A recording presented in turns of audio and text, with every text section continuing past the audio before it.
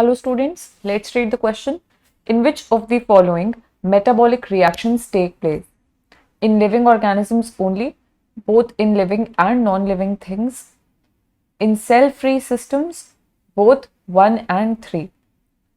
तो students, metabolism जो है, it is one of the characteristics of living organisms.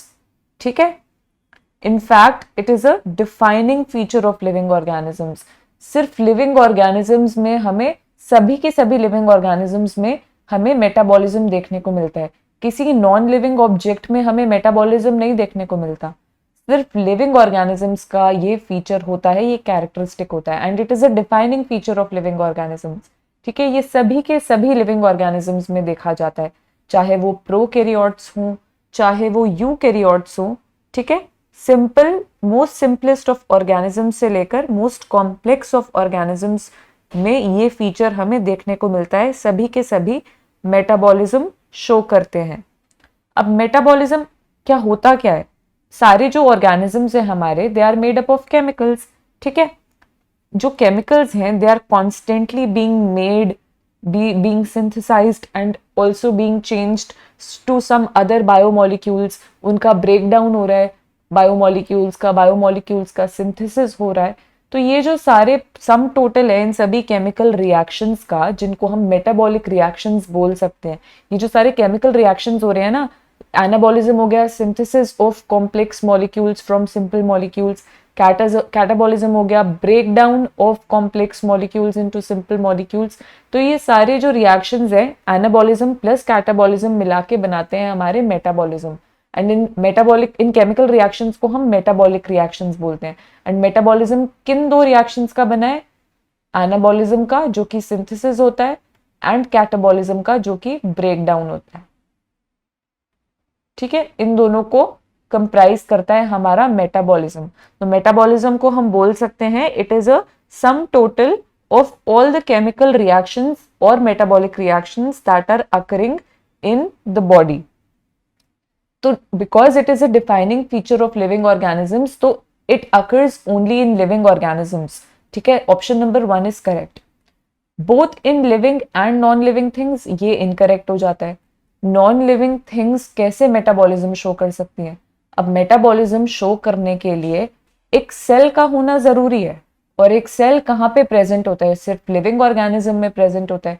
किसी भी नॉन लिविंग ऑब्जेक्ट जो है वो सेल का थोड़ी ना बना होता है. अच्छा, अगर आपने किसी मेटाबॉलिक रिएक्शन को या केमिकल रिएक्शन को outside the body under in vitro conditions, in vitro यानी कि अंडर लैबोरेटरी कंडीशंस परफॉर्म किया इन अ टेस्ट ट्यूब, यानी कि एक सेल फ्री सिस्टम में, यहाँ पे कोई सेल नहीं प्रेजेंट, आपने एक मेटाबॉलिक रिएक्शन दिया, उसको आपने टेस्ट ट्यूब में परफॉर्म किया अगर. ठीक है, तो अब इसको हम एक लिविंग ऑर्गेनिज्म बोलेंगे क्या? हम इसको एक लिविंग थिंग बोलेंगे? हम इसको ना एक लिविंग थिंग बोलेंगे ना एक नॉन लिविंग थिंग बोलेंगे. हम इस रिएक्शन को लिविंग रिएक्शन बोल सकते हैं. हम इस रिएक्शन को लिविंग रिएक्शन बोलेंगे, पर हम इसको एक लिविंग थिंग नहीं बोलेंगे. लिविंग थिंग हम इसको तब बोलते हैं जब ये एक सेल में हो रहा होता. ठीक है, if this reaction metabolic reaction was occurring inside a cell, तब हम उसको एक लिविंग थिंग या लिविंग ऑर्गेनिज्म बोलते. बट क्योंकि ये रिएक्शन एक टेस्ट ट्यूब में हो रहा है, इसलिए हम इसको एक लिविंग रिएक्शन तो बोल सकते हैं बट एक लिविंग थिंग नहीं बोल सकते. ठीक है, पर metabolic reactions can take place in cell free systems. ठीक है, मेटाबॉलिक रिएक्शन को हम सेल फ्री सिस्टम में एक टेस्ट ट्यूब में कर तो सकते हैं ना परफॉर्म. तो ऑप्शन नंबर 3 भी करेक्ट है, क्योंकि क्वेश्चन में हमसे क्या पूछा है? In which of the following metabolic reactions take place. तो इन लिविंग ऑर्गेनिजम्स भी, इन सेल फ्री सिस्टम्स भी. नॉन लिविंग थिंग्स में मेटाबॉलिक रिएक्शन नहीं होते, क्योंकि उनमें तो सेल ही नहीं है, तो कहां से होंगे मेटाबॉलिक रिएक्शंस? एक नॉन लिविंग ऑब्जेक्ट थोड़ी ना मेटाबॉलिज्म शो करेगा. ठीक है, तो लिविंग ऑर्गेनिजम्स में होते हैं, सेल फ्री सिस्टम्स में हम लैबोरेटरी कंडीशंस में परफॉर्म कर सकते हैं, जहां पे हम उसको एक लिविंग रिएक्शन तो बोल रहे हैं, बट हमें एक लिविंग ऑर्गेनिज्म बोलने के लिए उसका एक उस रिएक्शन को एक सेल के अंदर होना जरूरी है. क्योंकि सेलुलर ऑर्गेनाइजेशन तभी तो हमारे एक डिफाइनिंग फीचर है लाइफ फॉर्म्स का, क्योंकि सभी ऑर्गेनिजम्स में सेल तो होता ही है. Cell is the fundamental unit of life. ठीक है, चाहे एक यूनिसेलुलर ऑर्गेनिज्म हो चाहे एक मल्टी सेलुलर ऑर्गेनिज्म हो, बने सब किसके? नाम में ही आ रहा है सेलुलर. तो बने सब सेल्स के ही हैं, तो सेल का होना इज जरूरी for an organism to be considered as a living organism.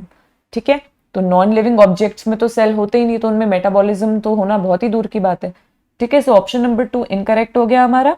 Option number 1 is correct, cell free systems में yes we can perform metabolic reactions. So option number 3 भी करेक्ट हो जाता है। करेक्ट आंसर क्या बना हमारा? Option number 4, metabolic reactions take place in living organisms only, correct, and in cell free systems भी हम उनको perform कर सकते हैं। So both 1 and 3 are correct. Hope you understood the question. The correct answer is option number 4. Thank you. All the best.